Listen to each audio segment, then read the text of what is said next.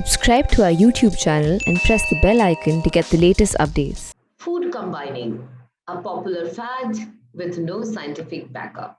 Today, we are going to discuss about how the food combining theory is leading us to eating and how can we combat that? How can we make sure that these fads are being scientifically cleared? So let's talk about that. Don't mix fruits.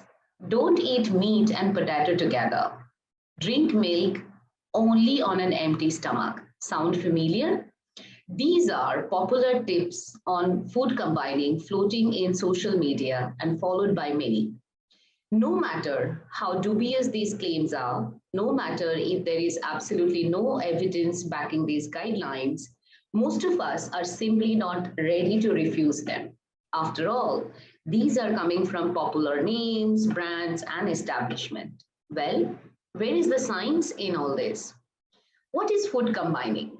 Food combining is a way of eating that originated in ancient times but has gained popularity in recent years. According to this principle, you should not combine certain food groups and avoid some foods at specific times of the day. This claim is based on the theory that different food requires different digestion process.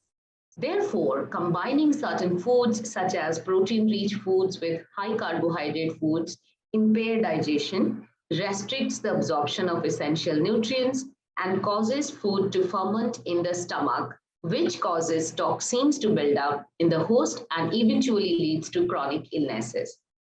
Advocates of food combining theory also believes that different foods require different enzymes at different pH levels. And if two foods require two different pH levels, the digestive tract cannot properly digest both simultaneously. Food combining theory categorizes foods into different groups: carbohydrates, protein, fat, sweet fruits, acidic fruits, melons, and vegetables. Food combining also considers acidic, alkaline, and neutral classification of foods. Food combining principle guides you to combine these foods in a specific manner while making meals. Some most common rules in the food combining are: eat fruits on an empty stomach, avoid combining starch and meats, avoid combining different proteins, drink milk only on empty stomach, etc. Now, before we go ahead and discuss more, let's understand how digestive system works. Our digestive system follows biochemistry and is multitasking. Food combining principle is pulled from ancient alternative therapy textbooks, and the why is not addressed with well-controlled randomized control trial, comparative analysis, or cohort studies. The science here is murky at best. Molecular mechanism of digestion is complex and handles multiple nutrients at the same time.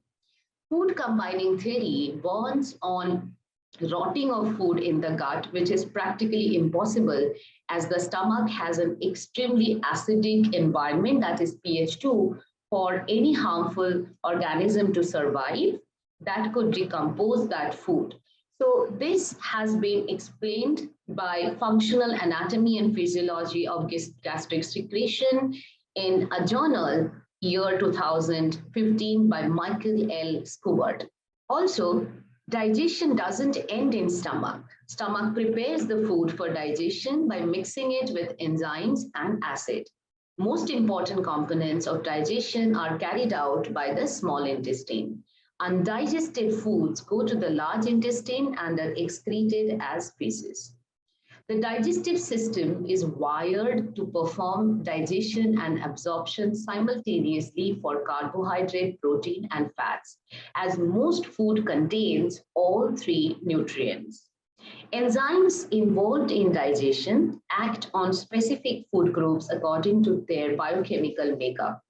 All three macronutrients here have specific receptors to bind with respective enzymes, and so they don't need to compete over enzyme availability. Moreover, enzymes specific to carbs, protein, and fat secretes simultaneously, even though you eat foods containing a single nutrient. So, until our gut is damaged, we can digest any combination of food at the same time according to the science of digestion and absorption. So, this has been explained by A. Goulet and colleagues in the year 2000 in a reputed journal. There is no evidence on food combining benefits or negative outcomes. Food combining principle originated 100 years back when the world did not have much understanding about nutrition or digestion. Certainly, modern nutrition science and biochemistry fail to explain these principles according to the lack of experimental evidence. Back in 2000, a study attempted to assess if food combining diet had any effect on weight loss. The participants were divided into two groups and given either a balanced diet or a food combining diet for 6 weeks. Both these groups reported 6 to 8 kg weight loss with no extra benefits obtained from food combining diet over balanced diet. There were no negative health outcomes noted as well. So we can't really say that food combining theory is superior over balanced diet, or if a person had balanced diet, that he had something negative outcome due to the food combining. This theory also claims that eating wrong food together can alter the pH environment of digestive system, as they are either acidic or alkaline in nature. However, the body is capable of maintaining the optimum pH of digestive system on its own without getting influenced by pH from foods. Don't mix fruits is a fad as well. Food combining theory suggests that you should only eat fruits on an empty stomach, as serving them together slows digestion, causes indigestion, and a plethora of other problems. These claims have not yet been proven. According to another claim, different fruits digest at different rates, so one should avoid mixing them, is also flawed. Fruits contain similar macronutrients such as fructose, protein, and fat, and all of them have similar digestion procedure. Otherwise, it must be substantiated with scientific evidence. Food combining also advise avoiding eating fruits and vegetables together. However, the digestive system does not really distinguish between carbohydrates and starches obtaining from fruits and vegetables. Essentially, the digestive enzymes that break down carbohydrates do not know the difference between carbohydrate derived from fruit and carbohydrates derived from vegetables. So what is the summary in all this? Some food combinations are backed by sound scientific evidence, such as consuming vitamin C to ensure optimum iron absorption, eating fat-containing foods to absorb fat-soluble vitamins, not combining calcium and oxalate-containing foods to avoid elevated risk of kidney stones. These are all backed by science. That said, most food combining guidelines don't follow the rules of human physiology. So unless we have sound evidence to prove they work, we should avoid following them.